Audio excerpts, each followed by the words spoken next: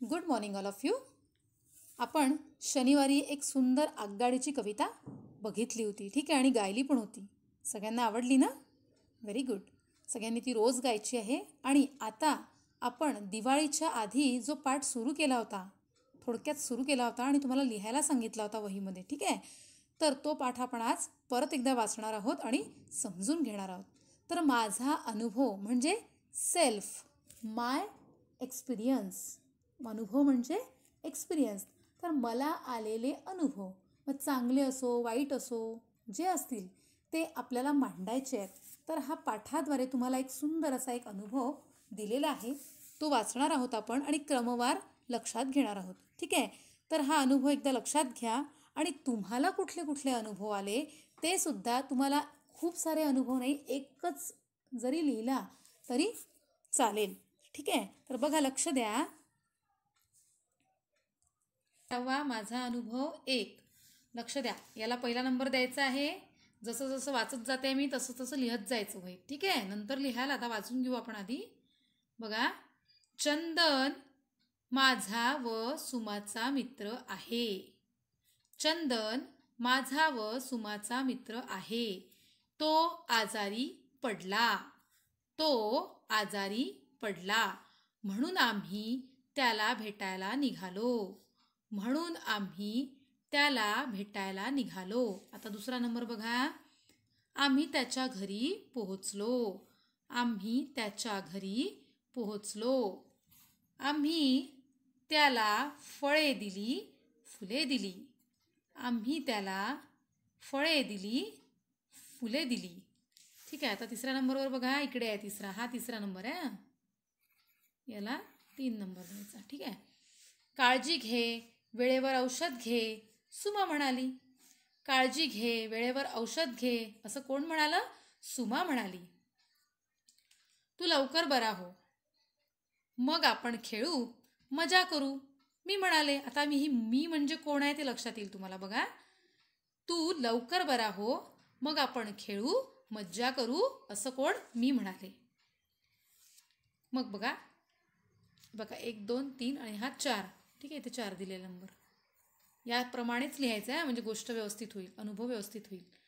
चंदन म्हणाला, रेहाना, सुमा, तुम्हाला भेटून मला आनंद झाला. कोण म्हणालं? चंदन म्हणाला. रेहाना, दुसरी कोण होती? मी म्हणजे सुमा. रेहाना आणि सुमा, दुसरी होती रेहाना. सुमा, रेहाना, सुमा, तुम्हाला भेटून मला आनंद झाला. आता मला बरं वाटतंय, म्हणजे छान वाटतंय. तुम्ही लोक येऊन गेले ना भेटायला मला, म्हणून मला छान वाटतंय. चंदनने आमचे आभार मानले. या दोघीजणी काय म्हणतात? चंदनने आमचे आभार मानले. निघताना चंदनचा चेहरा हसरा होता. निघताना चंदनचा चेहरा हसरा होता. हे पाहून आम्हालाही आनंद झाला. हे पाहून आम्हालाही आनंद झाला. हां, बघा, लक्ष द्या. आत्ताच आपण पाठ वाचला. आता तो पाठ क्रमवार आपल्याला लावायचा आहे. आता इथे काही वाक्य दिलेली आहेत, ती वाक्य मी वाचणार आहे आणि कुठलं वाक्य आधी आलं होतं वाचताना, त्याप्रमाणे क्रम लावायचा आहे. आपण आत्ताच वाचलेलं आहे बरं का, लक्ष द्या. पहिलं वाक्य बघा, प्रश्न वाचते मी. घटनाक्रमानुसार पुढील वाक्यांचा क्रम लावा. घटनाक्रमानुसार पुढील वाक्यांचा क्रम लावा.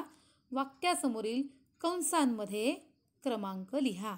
इथे लिहून दिलेले आहे मी, पण तुम्हाला पण लक्षात घ्यायचं आहे की आपण वाचताना आधी पहिले कुठली ओळ आली आणि कुठली नंतर आली, ठीक आहे. तर बघा, काळजी घे, वेळेवर औषध घे, सुमा म्हणाली.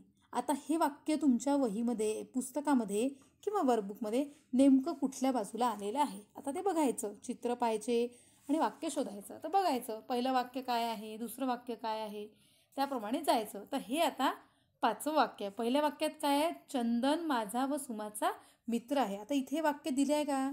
चंदन माझा व सुमाचा मित्र आहे. आता इथे दिलेलं आहे बघा 5व्या नंबरवरती, तिथे आपण 1 नंबर दिलेला आहे, बरोबर आहे.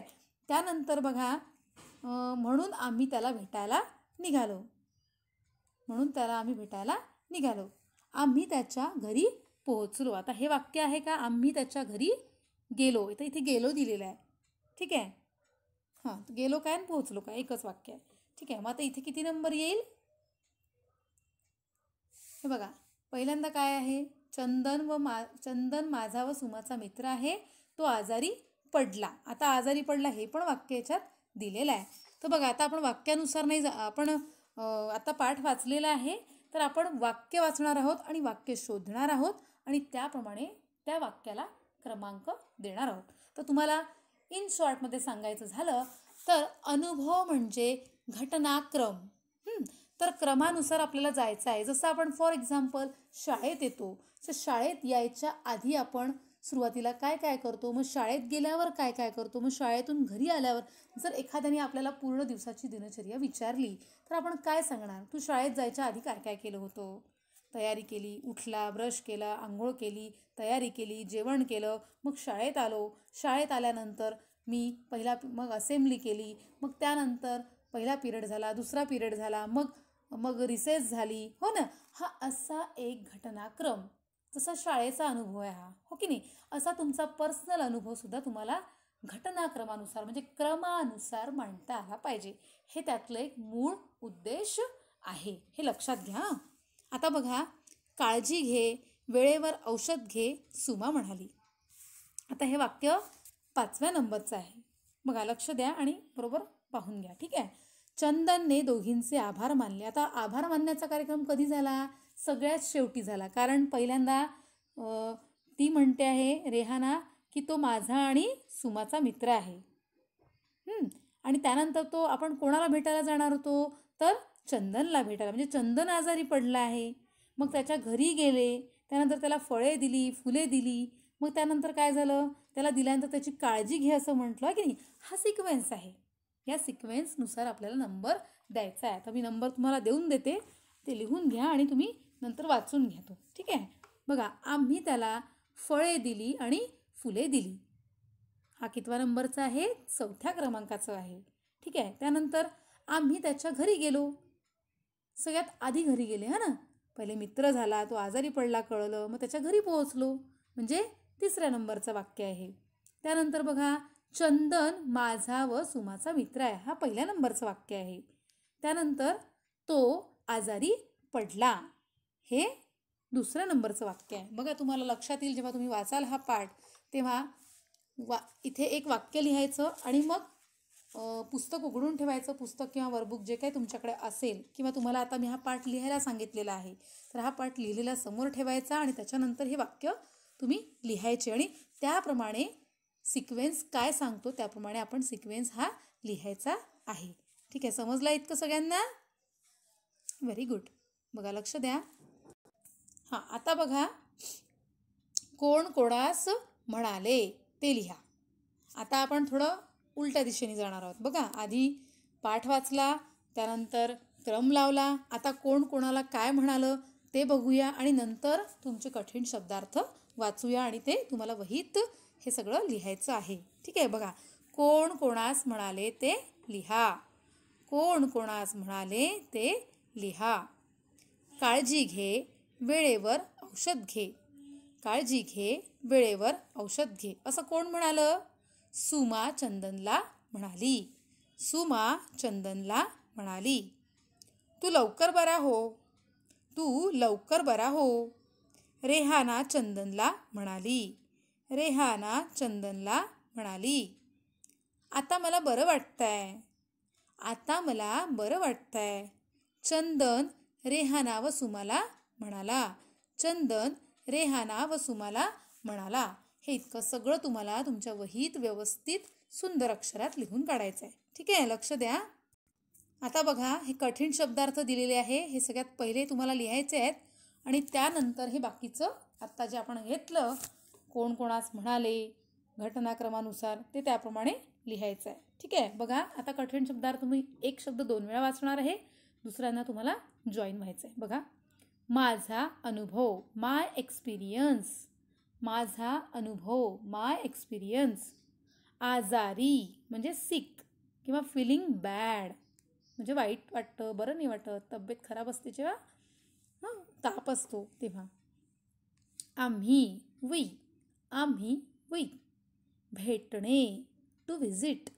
भेटणे टू विजिट, काळजी घेणे टू टेक केअर, काळजी घेणे टू टेक केअर. औषध, औषध मेडिसिन, औषध मेडिसिन. बरं वाटणे टू फील वेल, बरं वाटणे टू फील वेल.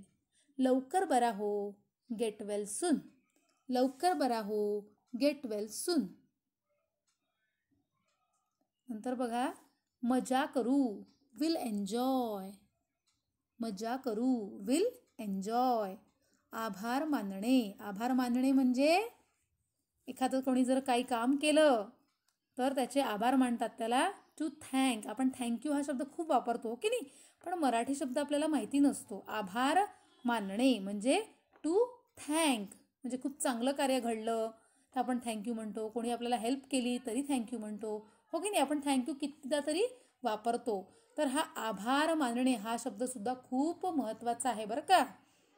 हसरा चेहरा, स्माइलिंग फेस, हसरा चेहरा, स्माइलिंग फेस.